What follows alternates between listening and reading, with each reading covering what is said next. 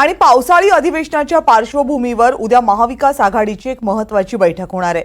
विरोधी पक्षनेते यांचे शासकीय निवासस्थानी दुपारी 12 वाजता ही बैठक होईल। बैठकीनंतर दुपारी 2 वाजता एक पत्रकार परिषद होईल।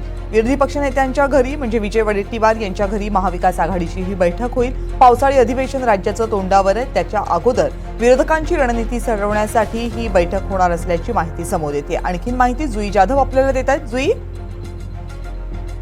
कविता, 27 तारखेपासून पावसाळी अधिवेशन सुरू होणार आहे आणि या पावसाळी अधिवेशनाच्या आधी विरोधकांची बैठक होणार आहे। म्हणजेच महाविकास आघाडीचे जे घटक पक्ष आहेत त्यांची बैठक उद्या होणार आहे। दुपारी 12 वाजता या बैठकीचं आयोजन करण्यात आलं आहे।